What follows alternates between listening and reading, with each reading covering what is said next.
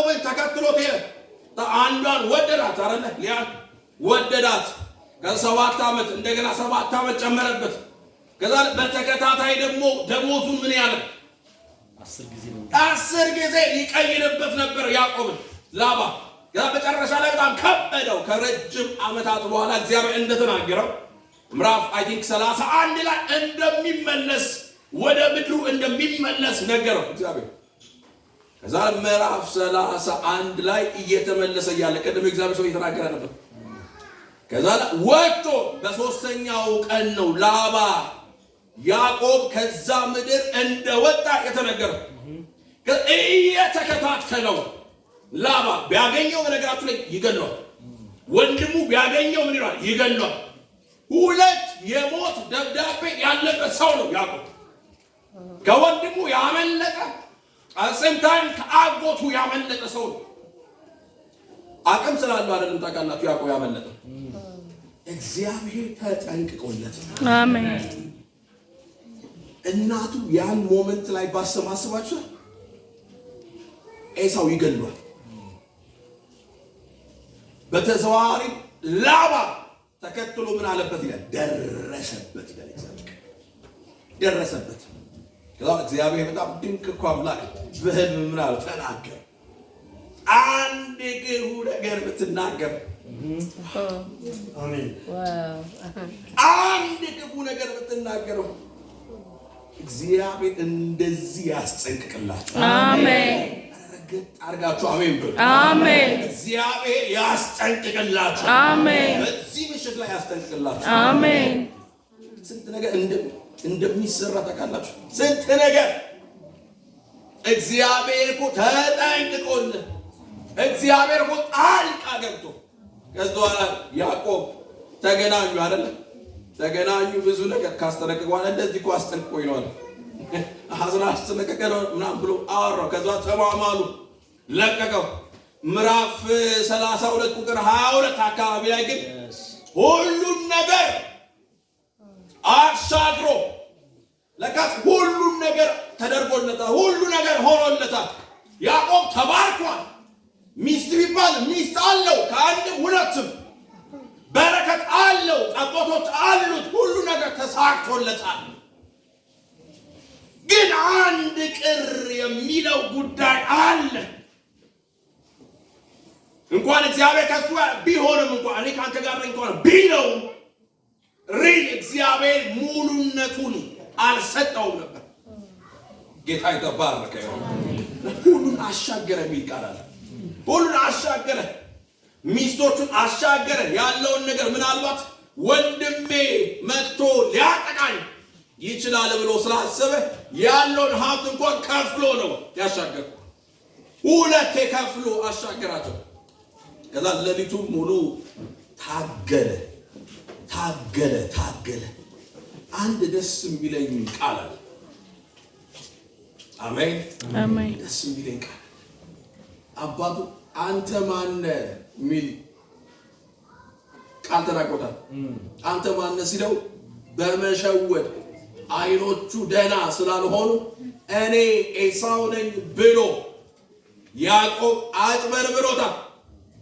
ከዛ እግዚአብሔር ሁሉን አዋቂ ስለሆነ አሁንም ምዕራፍ 32 ላይ ቁጥር 22 ወረድ ብሎ ስትመለከቱ እግዚአብሔርም ተመሳሳይ ጥያቄ ጠይቋል። ስም ማን ነው? ቀል ይመስላል። ስም ማን ነው ሲለው እግዚአብሔር ሳያቀርቶ አይደለም። ምን ማለት ነው? አሁንም እዛ ማጭበርበር ውስጥ ነው ወይስ ማለት ነው? ስም ማን ነው ሲለው ያዕቆብም ብልጥ ነው። ይሄ የመጨረሻ ዕድል ነው። የመጨረሻ ዕድል አላከሽፍም። የመጨረሻ ዕድል አላከሽፍም። ያዕቆብ ገብቶታል የመጨረሻ ዕድል እንደሆነ። ስም ማን ነው ሲለው በቃ ደንማ መሸወድ አልችልም፣ ያዕቆብ ነኝ። ሃሌሉያ አሜን። እግዚአብሔር ራራ ይሰማችሁ። እዚህ ላይ እግዚአብሔር ራራለት። ምንም እንኳን አጭበርባሪ ቢሆን ቀደም እንደነገርኳችሁ ከሚያጭበረብሩት ጋር ብቻ አይደለም እግዚአብሔር ልብን ስለሚመለከት ያዕቆብ ለበረከት ያለው ጉጉት ከፍተኛ ነው። ኤሳው ምንም አይመስለው። ብኩርና ምንም አይመስለው ቢሰጥ ባይሰጥ ቢኖረው ባይኖረው ኤሳው ምንም አይመስለው። ያዕቆብ ግን እንደምንም ብሎ ከእናቱ ጋር ተማክሮ ያመጣው ጉዳይ ግን እግዚአብሔርን መሸወድ አልችልም ብሎ ስም ማን ነው ሲለው እኔ ያዕቆብ ነኝ እኔ አታላዩ ነኝ ብሎ ለእግዚአብሔር መለሰለት። በቃ ትክክለኛ ፖዚሽን ላይ ነው ያለው። ከዛ እግዚአብሔር ባረከው። አሜን አሜን። ሲወጣ ታውቃለህ በትር ይዞ ነው የወጣው። ሲመለስ ግን ብዙ ክፍል ሆኖ ነው የተመለሰው። ግን ያዕቆብ አንድ ቅር ያለው ነገር አለ። ሁሉ ነገር ተስማምቷችሁ ሁሉ ነገር ኖሯችሁ በነገራት የእግዚአብሔር ሕልውና ከሌላችሁ በጣም ከባድ ነው። ልክ ነኝ? ሁሉ ነገር ተስማምቶ ጤንነት ኖሯችሁ ሀብት ኖሯችሁ ትምህርት ኖሯችሁ ልጆች ኖሯችሁ ሁሉ ነገር ተሟልቶ የእግዚአብሔር ሕልውና የሌለው ሰው እንዴት ምንኛ በስቋላ ነው ታውቃላችሁ። በጣም ከባድ ነው። ያዕቆብ ገብቶታል። ሁሉ ነገር አለው ግን የቀረበት የእግዚአብሔር ሀሎት አለ። ታገለ፣ አገኘው። እግዚአብሔር ምን አለ? ባረከው። ኢየሱስ ክርስቶስ ጌታ አሜን። እና በጣም ደስ የሚለኝ ቃል አለ። ይሄን ተናግሬ ጨርሳለሁ፣ አላበዛባችሁም። ስለ ያዕቆብ ዘዳግም 32 ላይ ቁጥር 9 ላይ እንደዚህ ይላል። ሰማይ ሲመሰክርለት የእግዚአብሔር ዕድል ፈንታ ሕዝቡ ነው ይላል። ቁጥር 9 ያዕቆብም የርስቱ ገመድ ነው። ከዛ ሲያገኘው እግዚአብሔር ያዕቆብን በምድረ በዳ በጥማት የነፋስም ጩኸት በሞላበት ውድማ ምናምን አገኘው። ከበበውም ተጠነቀቀለትም እንዳይን ብሌን ምን አለው? ጠበቀው ይላል። አሜን ጂሰስ አሜን። ንስር ጫጩቶቿን እንደሚያወጣ በእነርሱም ላይ እንደሚሰፍፍ ክንፎቹም ዘርግቶ ምን አለ?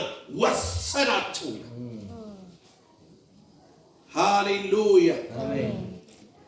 በክንፎቹ ምን አለ? አዘላቸው ካለ በኋላ እግዚአብሔር ብቻውን መራው። ከእርሱ ጋር ሌላ አምላክ አልነበረም ይላል። ማንም አልነበረም። ማንም አምሮት አልነበረም ከያዕቆብ ጋር። እግዚአብሔር ነበር የሚያስወጣው፣ እግዚአብሔር ነበር የሚያስገባው፣ እግዚአብሔር እየመራው ነበር የሚመልሰው። ይፈል አሁን ጊዜው ደርሷልና ተመለስ ያለውም እግዚአብሔር ነው። የተጠነቀቀለትም እንደዛው እግዚአብሔር ነው። ያው በምድር ከፍታ ላይ ምን አለው? አወጣው። አሜን። የእርሻ ፍሬን በላ። ከአለትም ድንጋይ በሚገኝ ማር ምን አለ? ከጭንጫም ድንጋይ በሚገኝ ዘይት አጠባው ይላል። ጌታ የተባረከ አሜን። ያዕቆብ እንደዚህ ነው የተጠነቀቀለት። አሜን አሜን። ልክ ማመስገን ስትጀምር በነገራችሁ ሰማይ ይከፈታል። አሜን። ምንም ጥያቄ ቢኖር የተከመረ እንደ ዶሴ የተቀመጠ ነገር እንኳን ቢኖራችሁ ልክ ማመስገን ስትጀምሩ የእግዚአብሔር ሀሎት ይመጣል። አሜን። ይሄ እግዚአብሔር ሀሎት በነገራት ጥያቄው ባይመለስም ኢቭን ባይመለስም የእግዚአብሔር ሕልውና የተሻለ አሜን። ግን ሲመጣ ይሰራል። አሜን አሜን። የእግዚአብሔር ሕልውና ሲመጣ ይሰራል። አሜን። ለዛ ነው ድምፁ ሲመጣ ዝግባን ሰበረ፣ የሚያቃጥለውን ነገር ቆረጠ፣ ዝግባውን ቆረጠ። አሜን።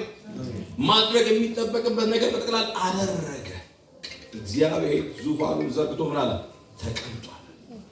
ጌታ የተባረከ አሜን። ስለዚህ እግዚአብሔር የመጨረሻ እድል ለያዕቆብ እንደሰጠው አላውቅም። ለአንዳንዶቻችሁ የመጨረሻ እድል ሊሆን ይችላል። ኦኬ አንዳንድ እኔ ሁሌ እናገራለሁ ለሰዎች እግዚአብሔር ይሰራል። አረ እግዚአብሔር ይሰራል። ግን አንዳንዴ ደግሞ ኤክሴፕሽናሊ ተገልጦ ይሰራል። ያለፈ ነገር ይሰራል።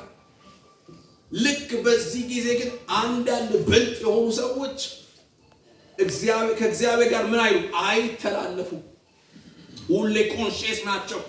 የእግዚአብሔር መንፈስ በየትኛው ጊዜ እንደሚነካቸው እርግጠኛ ስለማይሆን ሬዲ ናቸው። ሁሌ እግዚአብሔር ድንቅ